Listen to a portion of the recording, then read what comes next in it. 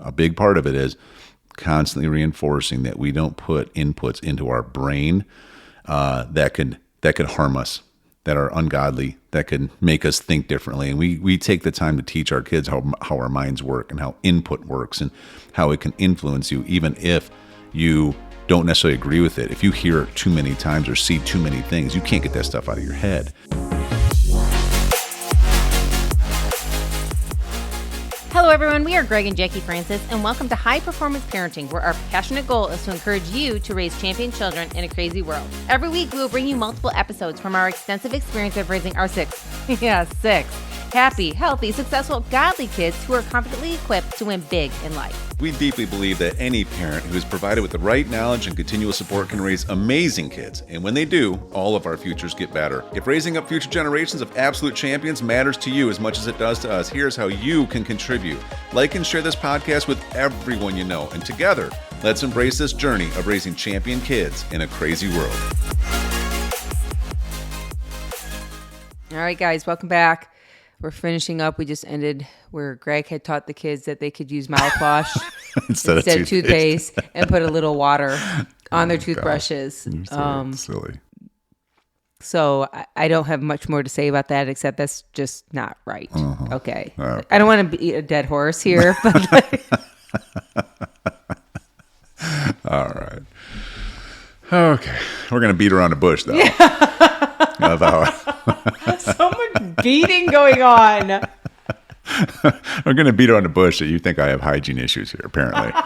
Right? Is that what this is right now? You're the one who had daughters not washing their hair, too. That's probably because the boys taught them. You put it in the water with a bar of soap. You know, girls, they seek out boys for, beauty advice all the time. Right? Yeah, that's what happened. Okay. All right. How about a couple more standards here? Yeah. How about this one? How about that we are unselfish? And specifically what I mean is like teaching our kids that wherever you're at in an environment, it's not just about you, So, like for instance, sometimes you'll walk into a Panera Bread and you'll see the kid who didn't get his way. So now he's laying on the floor throwing a tantrum, right? I mean, teaching our kids that, first of all, that is not how this is ever going to work. And if it ever does, they know what they get, right? And it doesn't get delayed. It happens right there. But on top of that, also explain to them, we would even use other kids' examples when that would happen. Be like, how much does that affect everybody else's quality of their meal right now? How much does that affect precious family time for other people that are spending good money here? That kid over there doesn't understand that this is way bigger than just them, and the parents need to help them understand that. And the parents need to understand themselves that what's happening right now is affecting that environment, right? And so these kind of things are huge. Other parts of being unselfish, I think, is just being proactive. We try to teach our kids that a lot. You're in an environment and all of a sudden whoever's in charge says, hey, we need to clean up.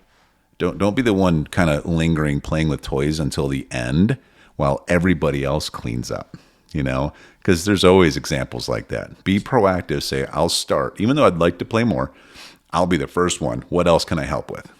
Yeah, I think about a couple stories when the kids were really young, and I would go, grocery shopping or run errands with them. And, I'm taking 5 kids 4 and under out to run some errands, which, is not easy all the time, to do all that. It's a little exhausting just, getting into the store, let alone everything you got to do in the store.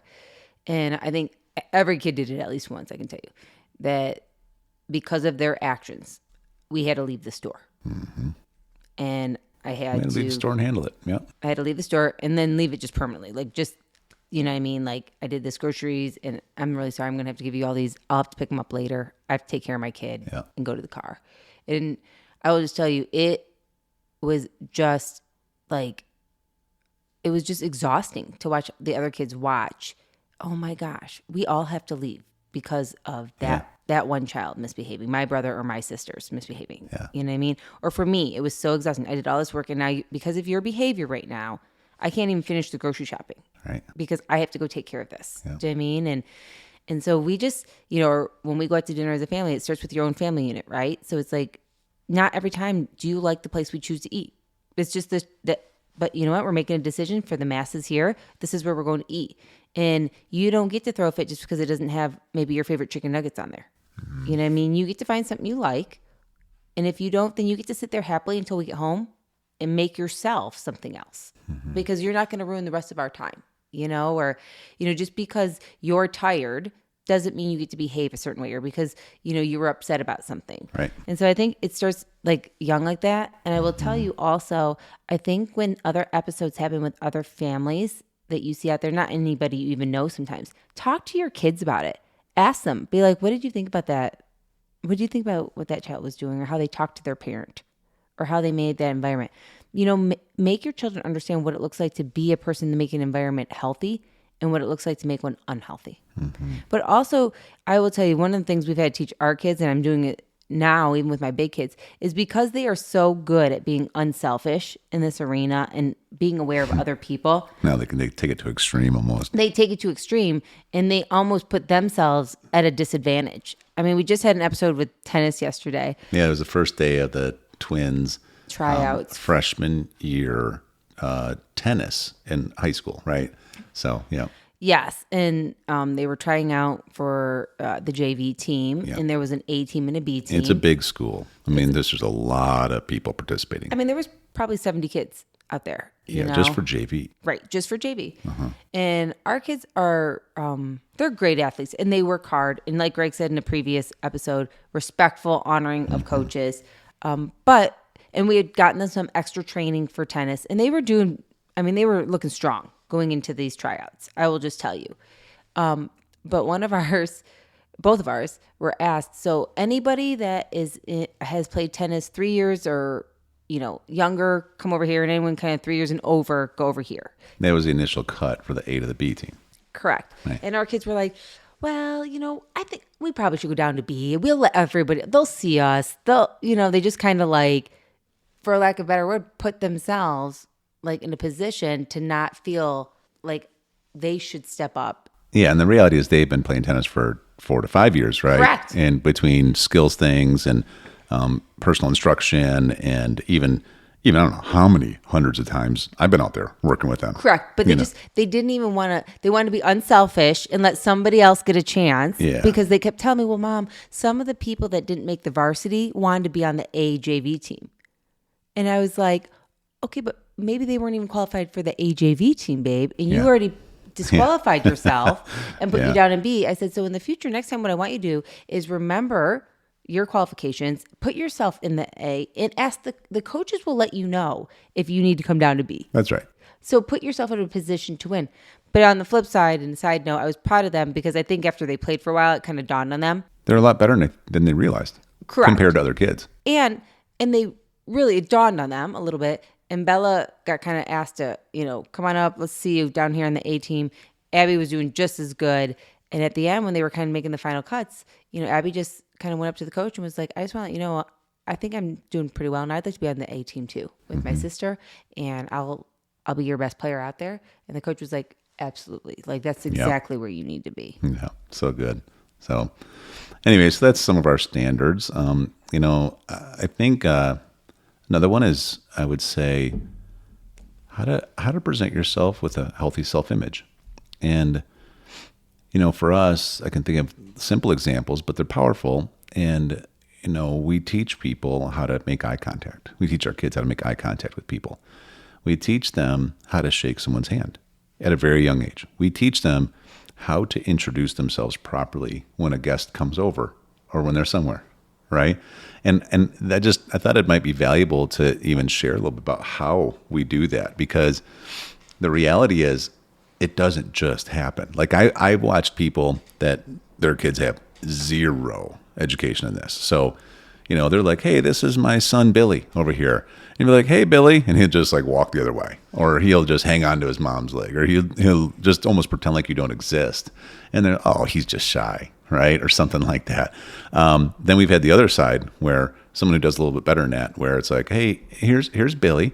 And then I'll be like going to shake his hand or something. And hey, you need to shake his hand. Like, here's what you do. And they like start trying to instruct him right then and there, which isn't horrible, but I think the third way is probably the best, which is when we know we have people coming over. Hey, listen, people are coming over in 30 minutes.